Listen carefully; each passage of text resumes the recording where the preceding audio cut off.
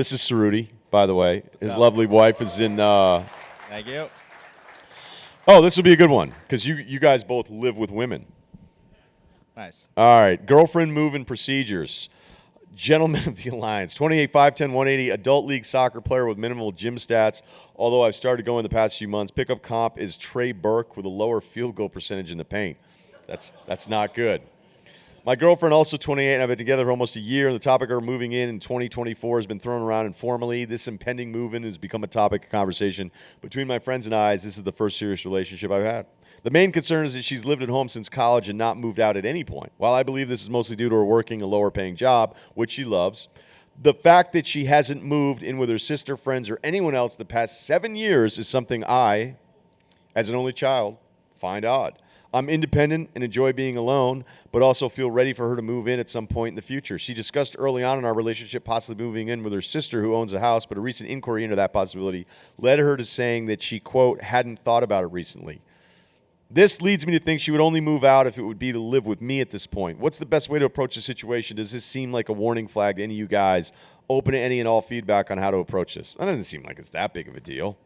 Especially if she's Italian, right? I mean, it's like what I ask. It's like how you go like, it's like how hot is she when we're reading something? Yeah, because that's usually I'm always like, the is he default. Italian? Could that explain this strange behavior? And I think this one, if she is, it would make sense. What are you saying, dude? I'm saying you guys stay at home until it's like, that's just what happens. Look at Tommy DeVito.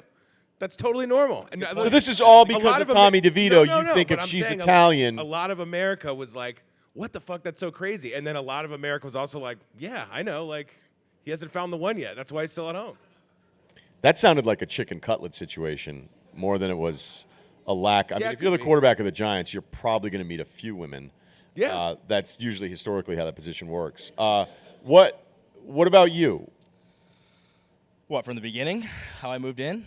Well, not your whole life story, but I guess the Italian part. I don't know. I don't know what to that do me there. being Italian had anything to do with it. I mean, I hate to. No, I'm not saying all Italians are bad. No, I'm just saying. Wow. I'm just saying it sometimes comes with that culture where they just kind of kick it at home until the next thing happens. Yeah, I think there is like your mom's Sunday gravy. You like to go home and you just cut out the middleman by just never moving out. That's pretty great. I didn't do that. I moved out. I did live at home when I was working at ESPN, SCP and Russillo days. We're bringing full circle here. I lived at home during that, and I was dating. It was kind of awkward. But then when we moved in together, I was living on my own. She was also. We were both in West Hartford. Good spot. So I don't know. I do think it is a little bit of a red flag. Like, I don't know. She's kind of pushing you in that direction. She's just waiting for you to make a move. Look, I think there's so many other red flags that would be higher than this one. Having no friends would be way worse than having no roommates historically. Like, that's always kind of the thing. Like, you don't have one person that you hang out with. You've never been invited to a wedding and you're 35. These are bad things. No offense if none of you are north of 35. Well, Kyle, you just hey, went wait, to your I Kyle's haven't. been to like one wedding in his whole 28. life. I was 28, so not 35. Yeah, but I know your crew. Yeah. That's not. They're not getting married. I don't hold that guy. You're salt of the earth. Been invited to a couple coming home parties. Anyway. Yeah, right. He got invited to those, so that's a good sign. I think this guy's overthinking it a little bit, and he is. Yeah, is there a bit of an only child angle where he told on himself a little bit, where he's thinking, hey, everything's not going to actually go my way this time? Lenny Kravitz. Do you think this isn't really that big of a deal? I think he's overthinking this one. And here's the deal. If she moves in and you don't like each other, you're not married, it's just a lease, and you'll probably get hosed on some transaction later on, but better than in front of a judge. Yeah, I think you just want to do maybe a couple back-to-back sleepovers. Not to say that hasn't happened, but if that's what he's worried about, is like, how's it going to happen when she's Why can't you just, like, soft launch it? Like a restaurant that's not ready with a full menu. Hey, why don't you stay here? Yeah, for don't 2 move your weeks? stuff out. Yeah, but stay here. Exactly. Yeah. There you go. Don't break your lease with your parents. Yeah. Okay, what's up, guys? 6 foot, 180, huge right arm from holding my children. I will say, my wife is shaking her head now. It has gotten tough. The left arm is feeling good. All right, hey, let's just bring it to the audience. Show of hands, people that think holding a baby makes one arm stronger than the other. All right, and opposed? Yeah. Well, that guy's core is balanced. That's great. All right, standing room etiquette. What's up, guys? 6'1", 180, huge right arm. Already said that, Russillo. Recently caught a beam team game I like that. In the standing room only section, when I overheard guy on my left, 5'5", important to the story, 5'5", saying he wishes he could strike up a conversation with the girl on my right, I let him know shooters have to shoot and step back in to let him take his chance. Well, that there's no way this goes right. I'm still a little thrown off that I read the intro twice. All right, after striking out horribly, he tried to move back to my left. However, two guys over 6'3", 250 took his spot. So he went to slide into the side, hit on a girl at the game, also at 5'5". She says no. He goes back to original spot. Two tight ends are in his way. He was pissed and aggressively let the guys know they need to move. I was fine since I could see over him anyway, but wanted to see where this altercation went. I quickly realized they needed to intervene after a small guy told them, quote, "I know karate and will fuck you up." Question for the guy. Should I have told the guy he was fine standing in front of me, leaving out that it was due to his stature? Should I have been on his side and tried to get the guys to move, or should I have sat back to watch the whole thing go down? P.S. One of the guys ended up hooking up with the girl that was the girl the guy was hitting on. Oof. Yikes. Hope they won the game. That's a tough night out. So the 6'1" guy's like, basically he could have gone to the 5'5" guy and be like, hey, I think once you say the karate line out loud to people in a public setting, no one should have your back on Fucking anything. bagel boss at that point, right? You're Yeah, like, right. Yeah. That guy towers over the bagel guy. Yeah, but still, it's the same. Everyone's Right. like, what did you just say? Although the bagel guy, I kind of got where he was coming from. I mean, he was clearly which part? that was a boiling of like, Yeah. you know, That that guy. online all the time. Right. Say stuff about me. That's tough. Yeah, and the funny thing is, he looks exactly like somebody I know. Did you let that guy know? No, I was like, hey, you look kind of like the bagel guy. Like, oh, sweet, thanks, man. That's not a guy you want to look like. No, That's a not at all. comment, yeah. I think I can't get past the karate line. If you say the karate line, I'm never going to be like, hey, man, why don't we hang out more? And do you say karate, like, or is that like an overarching thing? Like, is there actually a karate? Are you? Is there? There is a karate. It's not like a bunch of different stuff. Thanks, guy. Well, my question would be though, like when someone says, "Hey, I want to fight," I know karate. Like, do people like? You know, it's one thing if you're doing taekwondo or you're a boxing guy, you're an MMA guy. Marcus is raising his hand for some reason. Do you like? You took karate for 15 years? What do you just start like chopping people? I'm not afraid of you. It definitely helps. Oh.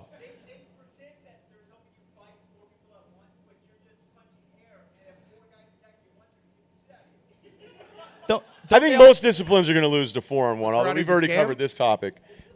Have you ever, before you were about to fight, say, hold on, I know karate?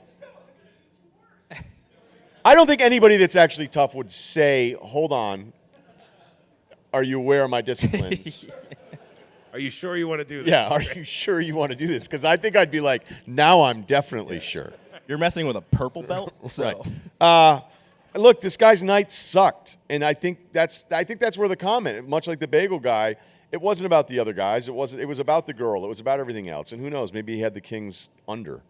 And for that guy, it's like Vegas. Only gamble what you can lose. You gambled on the space, you lost the space, and now you have to spend a little time fixing it. And not, you not don't get fighting it your way back. You don't get it back. No. And look, it's no offense, but like if you're buying a standing room ticket, it's a free for all. Nobody is ever in the history of standing room been like, yeah, no, definitely go hit on somebody, then come back and we'll give you the We call it spot. fives. Yeah, fives. How that works. Okay, strip club etiquette. Fitting. Anything to add from last night? Oh, I'm super uncomfortable in strip clubs. I try not to go there. Okay. You want to elaborate? No, I don't know. I think the last one I was at like New Year's Eve, and I was like, I can't believe I'm here, and I don't know. I don't like it. I think it's normally when the waitresses come up and talk to me. I'm like, am I supposed to pay you for talking to me? Because I don't want to do that. And I'm not spending any money really. I feel like this is a ripoff. I don't know. It's like I don't belong. I'm always like the Ricky Bobby. Like I don't know what to do with my hands. Like not that I'm gonna get handsy. Right. Sure. So I just start like. My friends always bust me. I'll start like asking questions and be like, "So where are you from?" Like, because I'm uncomfortable with the silence, and I just like I don't know. What am I supposed to do? I don't know what I'm supposed to do. I don't want this. So yeah, I'm bad as well. There you go. Yeah, I mean, sometimes you just be like, hey, this isn't going to go anywhere. No, yeah. Like Sorry. I'm not a backroom Got guy. the magic game on over Yeah. here. Just leave me alone. Like there's not a ton to do in Hartford, and they serve late. All right, here we go. 5'9", 24, 160, casual gym goer, shorter Andrew Harrison. Wow. Going way back. Where's our Kentucky guy? I have a friend dating back to middle school. Let's call him Drew, who I've always been super tight with and consider his family as my own. In recent years, I've grown apart from Drew, both because we haven't lived near each other since high school ended and also because I went up to college while he went straight into the workforce. Other interests are different. Also, maturity gap between the two of us not due to educational status. There's been honestly that since we've met. So he's like, I've dominated him smarts-wise since the early days. Awkward things I've managed to make new friends throughout my time at college, while Drew has struggled to do so. This has caused a situation which Drew considers me his closest friend, while I feel like the super tight bond ran its course a while ago. Yeah, it always sucks when you're the rival. It's kind of like the college football thing. It's like, you're not even our rival. It's like, you're not even my number one friend, dude. You're like number 6. We don't think about you. Yeah, but I'm your one. Your rankings are off. All right, so I go out my way to see him when I'm home from time to time because, one, he helped me out through some tough times in high school, and I feel like I owe it to him. Boy, would he be thrilled to know about this assessment of the friendship. None of my other college friends live in my hometown, so it's not like I'm trying to see anyone else. This is despite the fact that Drew is a niche hobby that I'm only happy to indulge in because I see this person rarely. All right, so maybe, I don't know, RC cars? I don't know what we're doing here. Recently, there was somebody, let's call him Jason, at Drew's work that introduced him to strip clubs around 6 months ago. Up until 6 months ago, Drew never went out and hardly ever drank. I, on the other hand, drink since I started college and go out 2 to 3 weeks to various bars. Oh, every 2 to 3 weeks to various bars, not one bar for 2 or 3 weeks. That'd be pretty aggressive.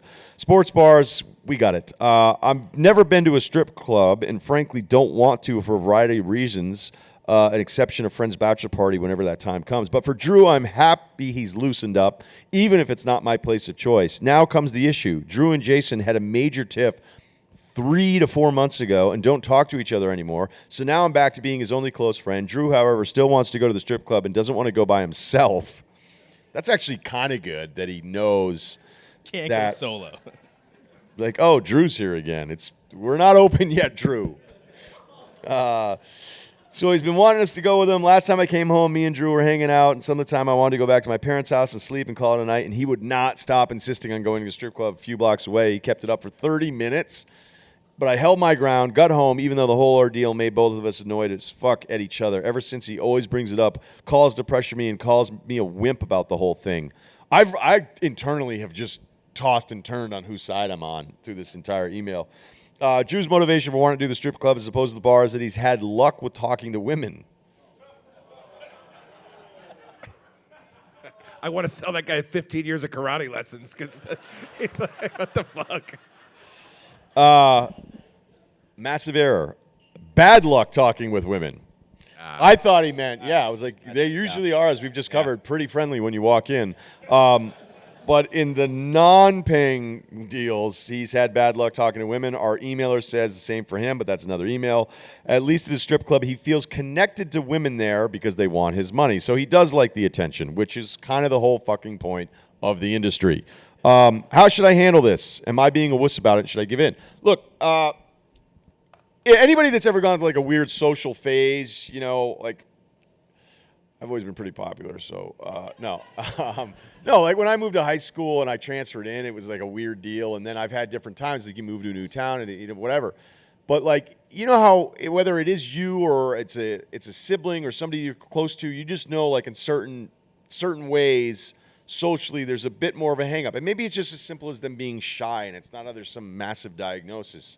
I'm actually in favor of people kind of being like, hey, this is something I kind of like doing. Now, strip club's a bit aggressive, but I'm not like anti somebody that normally doesn't have an outgoing personality then trying to do something to be outgoing. But if you guys are, how old are you again? If you guys, well, you're 24, so that makes sense. But even at 24, if somebody's super strip club guy and you're like, I kind of don't want to go, that's up to him to understand that, like, you don't want to go. Like, if you don't want to be there, it's not fun. And then he's rolling in as a local doing what? Thinking he's actually going to go on a date with one of them in 2 years? Of course not.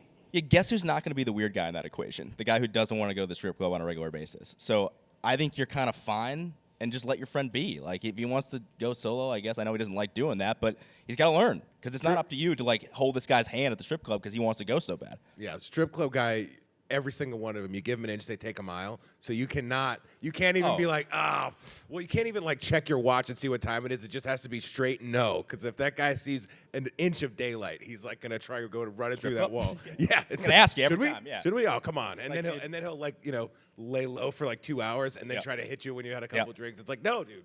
So you have to be very firm. No, with strip club guys. Yeah, I don't think there's really much meat on that bone other than that. I don't like imagine. He will, I guarantee you at 24, at like 30, he'll go, I can't believe I used to call you a wuss for not wanting to go. I don't know. You think those guys change? Sometimes they just that's kind of who they are. Guys that love strip clubs, though. But sometimes it's as simple as like, hey, it's still open? All right, whatever. All right, here's a quick one, a technical one. What's going on with the transitions between segments and commercials on the pod? Be on the spot. Is there any specifics? What is going on? Just they're saying you need to tighten it up. I've heard it's not my deal anymore, guys. I have heard people don't love the swoosh transition, and I did read that somebody thinks we're in like 2007 using that transition like as a PowerPoint presentation, which I disagree with. I mean, we could just go straight to the commercial. I love the whoosh. I like you guys show of hands for the whoosh. All right, there we go. Right, that was actually not as many as I hoped for. I don't know. It was a Kyle thing. I just don't want to change it. It was actually the same one that was on Bill's pod, and when Ryan came over, I was Ryan's not going to want to hear that. Yeah. That's the most important whoosh we have. So I was like, I'll give it to Ryan. He'll really love one whoosh. Yeah. I've heard the whoosh. I think it's funny because it's like a star wipe on like an 80s sitcom. Like, we're not trying to reinvent the wheel here. We're going to break, man. I don't know what to tell you. You know what? Let's have somebody voice over something different that's so weird. Should we just have random James Harden lines like we've been doing at the end of the pod? It should just be a moan. Like, it should be the noise Kyle makes when he first gets into the bathtub in 2029. You know what we should just have Kyle's breathing take us into break. That's a whoosh of sorts. By the way, didn't happen when I was running the show, so. But no, we can't replace Kyle, obviously, so we're trying, man. I don't know. Thanks. We have a few, like, more Friday feedback ones here, so I'm not quite sure. All right, we'll do two more of these. And we'll end on a high note because there's another one that's kind of comes full circle that I think is least important to get everybody up to date on. All right, here's a good one because I think, Kyle, you actually think this could be your expertise. 6'1", 205, average at everything in the weight room, but can hit a golf ball 310. Sweet. Player comp, poor man's Rodney Stuckey. Kind of liked him for a little while. That area of the crowd really liked it. Recent issues come up. After living in my condo for over a year, someone recently began playing super loud music between 1 and 4 a.m. on an obscure weeknights. Most annoying part is that even if you dampen the noise, you can still feel it. The first couple of nights I let it slide, but recently it's become louder and louder and has become a source of anger rather than annoyance, even to the point that I've gone outside and walked the complex trying to find who was playing it and either leave a note or knock on the door. Yet despite going essentially door to door, cannot find the source when outside. Have reached out to the HOA and they are no help. Shocker. Would you reach out to the police? Or I would reach out to the police, but I can't imagine they're going to be much help. As I've gone through the whole complex and could not pinpoint the location, wanted to reach out and see if someone who's an expert with HOAs and real estate would handle this. Experts aggressive. I just have my complaints. I have my issues in both departments. Anything, Kyle? How loud could it be if you can't even figure out where this is coming from? I feel like everyone that you're trying, it's like everyone's going to think you're a dick if you're like, well, I don't know where it is, but I hear it. Like, I understand what you're saying. Also, I'm not so precious about my neighbors. Like 1 to 4 a.m. though.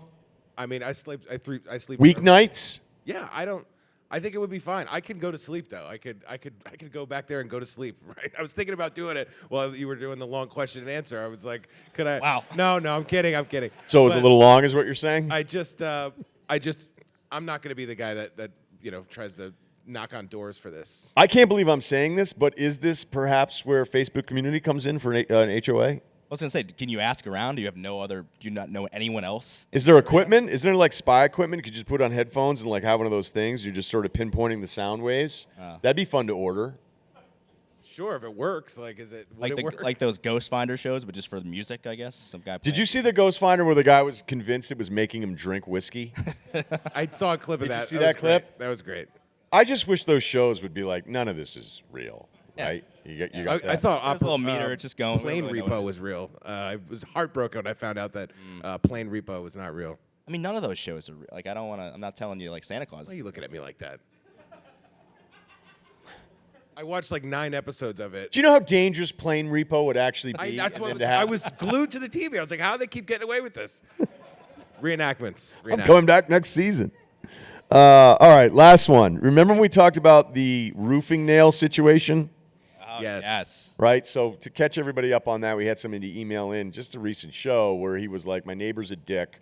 There was a tree that fell and, it got flooded and all these different things, and they were refinishing the roof because the tree that had fallen, but all these other things that happened with the neighbor were clearly this neighbor. He'd given us real solid, hard evidence that this neighbor wasn't the sweetest time, and it appeared that his son and another neighbor's kid may have been actually the ones that put the roofing nails underneath his truck's tire. It was repaired, but then the guy was going on and on. However, we have new evidence. This is maybe a first, unless I deleted it. Don't worry, I know how to get back in. All right. This is bad. This is bad because I'm going to not say this part in the segment, but it may check out. Hi, guys. At my apex, I was often compared to a poor man's Michael Doliak during the 97-98 Utah tournament run. I love that team. It was a good team. Dick, the neighbor, might, in fact, be a dick. But let me tell you the more accurate story of Junior and the deflated tires.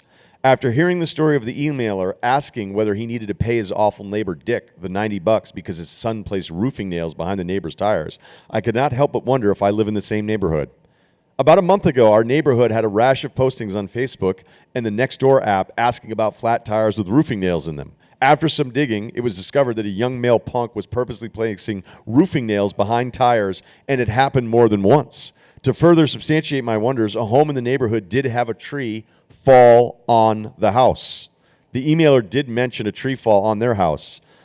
If this is the same neighborhood, what the emailer failed to mention is that his son, let's call him Junior, also placed roofing nails behind the tires of 2 other neighbors. In total, Junior and his wild mate hit 3 total homes with roofing nails. I live in a Midwestern town with a sensible and simple life. This fellow Midwesterner needs to corral his wild banshee of a son and reimburse not only Dick, but the 3 other homes. Thank you for sharing another perspective to further liven up the neighborhood message boards. Unbelievable. I believe him, though. I believe him. Could it be that some emailers are lying to us? No. They wouldn't do that to us, would they? Pizza Pie Fridays. Am I right? I don't like to believe that. I don't know. There's a lot of specifics in there. I guess he could have used all the evidence he used in there. You could have just found out from the original email, though. He could have totally made that up. Both emails had the same last name, different first names. Oh, shit. Yeah, busted. All right. Look, got thank you repoed. so much for doing this. We'll do the meet and greet downstairs. I know it was late because we were lining it up because the F1 stuff. So, again, it means a lot that you would take the time and come out and do this. So thanks to Kyle, thanks to Steve, thanks to Elizabeth, thanks to Salesforce, and we'll be downstairs in a minute to hang out and get pictures, all right? So thank you. Yeah.